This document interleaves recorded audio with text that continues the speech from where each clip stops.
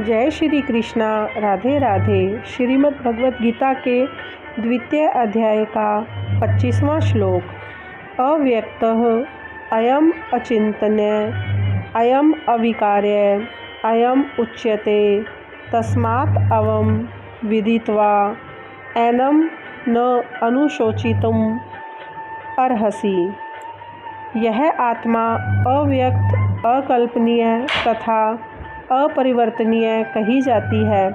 यह जानकर तुम्हें शरीर के लिए शोक नहीं करना चाहिए। तात्पर्य: जैसा कि पहले कहा जा चुका है कि आत्मा इतनी सूक्ष्म है, इसे सर्वाधिक शक्तिशाली सूक्ष्मदर्शी यंत्र से भी नहीं देखा जा सकता। अतः यह अदृश्य है। जहाँ तक आत्मा के अस्तित्व का संबंध है, श्रुति के प्रमाण के अतिरिक्त अन्य किसी प्रयोग द्वारा इसके अस्तित्व को सिद्ध नहीं किया जा सकता। हमें इस सत्य को स्वीकार करना पड़ता है, क्योंकि अनुभवगम्य सत्य होते हुए भी आत्मा के अस्तित्व को समझने के लिए कोई अन्य साधन नहीं है।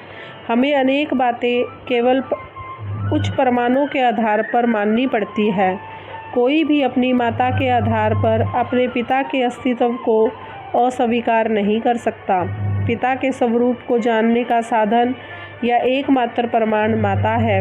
इसी प्रकार वेद अध्ययन के अतिरिक्त आत्मा को समझने का अन्य उपाय नहीं है। दूसरे शब्दों में, आत्मा मानवीय व्यवहारिक ज्ञान द्वारा अकल्पनीय है।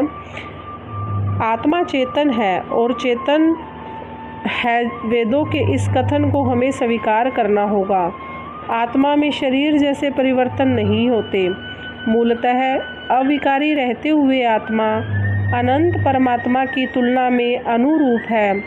परमात्मा अनंत है और अणु आत्मा अति सूक्ष्म है। अतः अति सूक्ष्म आत्मा अविकारी होने के कारण अनंत आत्मा भगवान के तुल्य नहीं हो सकता। यही भाव वेदों में भिन्न भिन्न प्रकार से आत्मा के स्थायित्व की पुष्टि करने के लिए दोहराया गया है। किसी बात को दोहराना उस तथ्य को बिना किसी त्रुटि के समझने के लिए आवश्यक है। इस प्रकार श्रीमद् भगवत गीता के द्वितीय अध्याय का 25वां श्लोक विस्तार पूर्वक पूर्ण हुआ। जय श्री कृष्णा। राधे राधे।